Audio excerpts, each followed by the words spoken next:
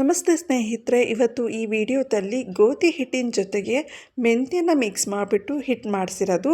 ಇದರಲ್ಲಿ ಪೂರಿ ರೆಸಿಪಿನ ಶೇರ್ ಮಾಡ್ತಾ ಇದ್ದೀನಿ. ಈ ಹಿಟ್ಟಲ್ಲಿ ತುಂಬ ಸ್ಮೂತಾಗಿ ಮತ್ತು ಹೆಲ್ತಿಯಾಗಿ ಮಾಡಿರುವಂತಹ ರೆಸಿಪಿ ಇದು. ಫಸ್ಟ್ ನಾನಿಲ್ಲಿ ಹಿಟ್ಟನ್ನು 2 ಕಪ್ ಅಷ್ಟು ತೊಗೊಂಡಿದ್ದೀನಿ. ಇದ್ರ ಜೊತೆಗೆ ಸ್ವಲ್ಪ ಉಪ್ಪು ಪುಡಿ ಹಾಕ್ಕೊಂಡು ಸ್ವಲ್ಪನೇ ನೀರು ಹಾಕ್ಕೊಂಡು ಮಿಕ್ಸ್ ಮಾಡ್ಕೊಳ್ತಾ ಹೋಗ್ತೀನಿ. ಅಂದರೆ ಇಲ್ಲಿ ನಾವು ಚಪಾತಿಗೆ ಯಾವ ರೀತಿ ಗೋಧಿ ಹಿಟ್ಟನ್ನು ಕಲಿಸ್ಕೊಳ್ತೀವೋ ಅದೇ ಥರನೇ ಪೂರಿ ಹಿಟ್ಟಿಗೂ ಕೂಡ ಕಲಿಸ್ಕೊಳ್ತಾ ಇದ್ದೀನಿ.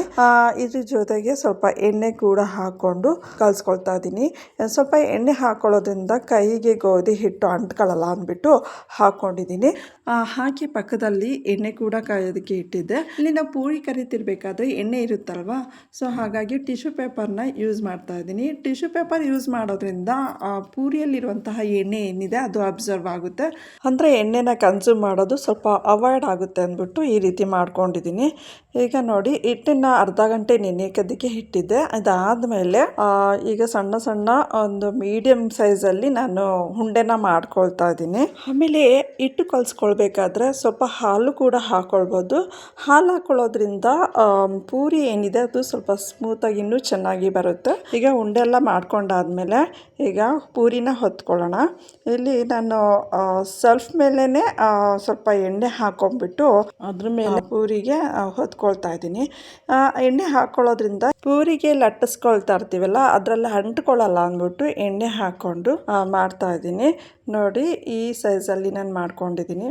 ಎಣ್ಣೆ ಕಾದ್ಮೇಲೆ ಹಾಕೊಳ್ತಾ ಇದ್ದೀನಿ. ನೋಡಿ, ಸ್ಮೂತಾಗಿ ನಿಧಾನವಾಗಿ ಉಪ್ಕೊಳ್ತಾ ಇದೆ.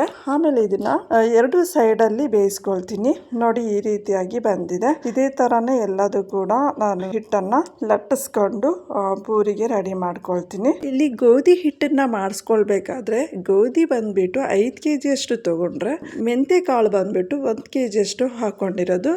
ಇವೆರಡನ್ನ ಸ್ವಲ್ಪ ಬಿಸಿಲಲ್ಲಿ ಒಣಗಿಸ್ಬಿಟ್ಟು ಸ್ವಲ್ಪ ಸಣ್ಣಕ್ಕೆ ಹಿಟ್ಟನ್ನು ಮಾಡಿಸ್ಕೊಂಡು ಇಟ್ಕೊಂಡಿದ್ದೀನಿ. ಇದು ಚಪಾತಿಗೂ ಕೂಡ ಸ್ಮೂತಾಗಿ ಇರುತ್ತೆ ಮತ್ತು ಪೂರಿಗೂ ಕೂಡ ಸ್ಮೂತಾಗಿ ಚೆನ್ನಾಗಿ ಬರುತ್ತೆ. ಮೆಂತ್ಯ ತಿನ್ನೋದ್ರಿಂದ ಹೆಲ್ತಿ ಆಗಿರುತ್ತೆ ಅಲ್ವಾ, ಸೊ ಹಾಗಾಗಿ ಗೋಧಿ ಹಿಟ್ಟು ಜೊತೆಗೆ ಈ ರೀತಿ ಮಾಡ್ಕೊಂಡಿದ್ದೀನಿ. ಈ ಪೂರಿನ ಚಟ್ನಿ ಅಥವಾ ಸಾಗು ಜೊತೆಗೆ ತಿನ್ನೋದ್ರಿಂದ ಟೇಸ್ಟಿ ಆಗಿರುತ್ತೆ. ಈ ರೆಸಿಪಿ ಇಷ್ಟ ಆಗಿದ್ದಲ್ಲಿ ಪ್ಲೀಸ್ ಲೈಕ್ ಮಾಡಿ, ಶೇರ್ ಮಾಡಿ. ಒಂದು ವೇಳೆ ನೀವು ಈ ಚಾನಲ್ಗೆ ಸಬ್ಸ್ಕ್ರೈಬ್ ಆಗಿಲ್ಲ ಅಂದರೆ ಸಬ್ಸ್ಕ್ರೈಬ್ ಮಾಡ್ಕೊಳ್ಳಿ. Thank you.